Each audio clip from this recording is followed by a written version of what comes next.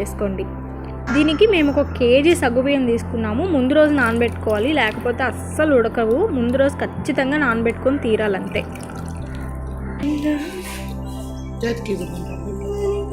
చేతికి కూడదా ఉప్ప? ఏమే రీజన్ చెప్పాలా?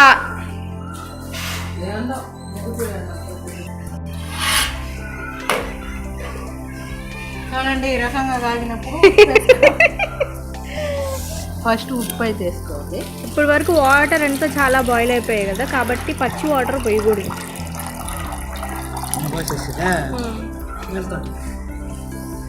మనకి ఈ సగ్గుబియ్యం వడియాలకి రేషియో ఏంటంటే వాటర్కి 1 గ్లాస్ సగ్గుబియ్యంకి 6 గ్లాసుల వాటర్ వేసుకోవాలి. అంతకంటే తక్కువ వేస్తే చిక్కగా అయిపోతుంది, అంతకంటే ఎక్కువ వాటర్ వేసుకుంటే చాలా పల్సగా అయిపోతుంది. ఆయిల్ కూడా బాగా లాగేస్తుంది. Don't do over action. చిట్టి రాసుకెళ్ళి అలా అయితే తేలుతాయి పైన అన్ని. నైనాన్ కాదు, పిండి అది. మనం ఎక్కడా కూడా రెస్ట్ తీసుకోకుండా ఎవరో ఒకరు కంటిన్యూస్గా కలిపెడుతూనే ఉండాలి, లేకపోతే అడుగంటద్ది, మాడుతుంది ఫస్ట్ ఆఫ్ ఆల్. అప్పుడు వడియాలు బాగా రావు. ఇలా కంటిన్యూస్గా కలుపుతూనే ఉండాలి. చూడండి, మేము కంకి కాల్చుకుంటున్నాము, ఇంకా నిప్పులు ఉన్నాయి కదా, సో అందుకని కంకి కాల్చుకుంటుంటే కంటిన్యూస్గా తిప్పాలి కాబట్టి నేను వీడియో తీస్తున్నాను, అందుకని అమ్మమ్మ తిప్పుతుంది. సో ఇలాగా మనం కంటిన్యూగా తిప్పుతూనే ఉండాలి, లేకపోతే బాగుండదు. ఇంకా కాళ్ళ కలిపిందా?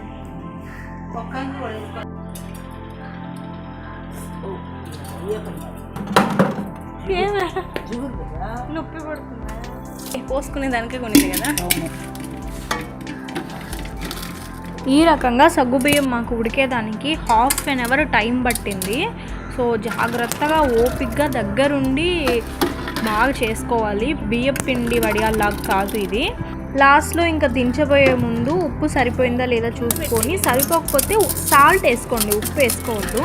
సో గసాలు, ఈ ఎండుమిరపకాయ, పచ్చిమిరపకాయ మనం ఇంకా యాడ్ చేయలేదు కదా, అవన్నీ కూడా ఇప్పుడు యాడ్ చేసుకోవాలి సపరేట్ చేసుకున్న తర్వాత. దేనికది, ఎందుకంటే దాంట్లో వేస్తే గసాలన్నీ ఆ పెద్ద దబ్బరికి అతుక్కొని పోతాయి. లాస్ట్ టైం ఇలా జరిగింది, అందుకని మేము ఈసారి సపరేట్ చేసిన తర్వాత వేసుకున్నాము. ఒక దాంట్లో గసాలు, ఎండుమిరపకాయలు, దీంట్లో వచ్చి పచ్చిమిరపకాయ పేస్ట్ వేసింది, అల్లం కూడా లేదు, ఒట్టి పచ్చిమిరపకాయల పేస్ట్, దాంట్లో గసాలు వేసి పెట్టుకున్నాం అనమాట. సో ఈ వడియాలు ఎలా పెట్టుకోవాలి అంటే దీనికి ఒక ప్రాసెస్ ఉంది. మామూలుగా క్లాత్ మీద అయితే పెట్టకూడదు దీన్ని, అంటే పెడితే మేము ఎప్పుడు పెట్టలేదు, ఈసారి ట్రై చేసాము, అది కొంచెం వేరేగా వచ్చింది, అది కూడా మీకు చూపిస్తాము. ఇలాగ ప్లాస్టిక్ కవర్ని క్లీన్ చేసుకొని వాటర్లో, మీరు గమనించినట్లయితే ఫస్ట్ మా మమ్మీ బకెట్లో కడిగింది ఈ కవర్ని.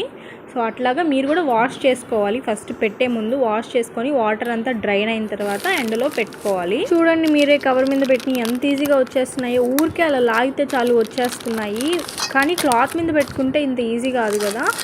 మనం బియ్యపిండి వడియాలు ఎలా తీసామో అలాగే వాటర్ వేసుకొని తీయాలి.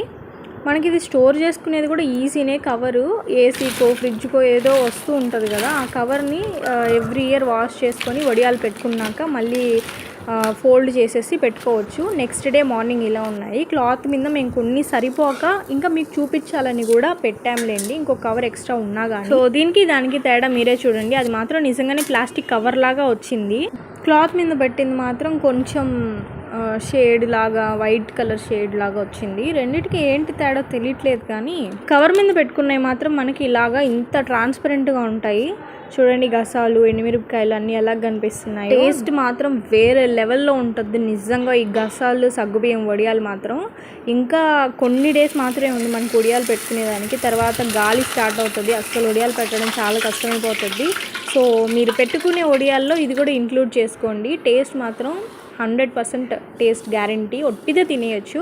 సో ఛానల్లో ఇంకా చాలా రకాల వీడియోలు ఉన్నాయి, మీకు కావాలంటే వెళ్ళి చూడండి. అలాగే ఛానల్ని సబ్స్క్రైబ్ చేసుకోండి. ఇప్పుడే కళ్ళ ఆపరేషన్ చేయించుకొచ్చింది, అలాగ ఉన్నాం. అయ్యో స్టైల్, నా కళ్ళద్దా అలాగ స్టైల్గా లేవు. నేను పెట్టుకుంటే ఎంత స్టైల్గా ఉంటాయి, నువ్వు పెట్టుకుంటే ఏదైనా పెట్టుకుంటా ఎంత స్టైల్. అమ్మో ఇదంట పెట్టుకుంటా, అది అంతకాలు పెట్టుకునేది అద్దాలు. రజిని అమ్మమ్మ ఏమైందా?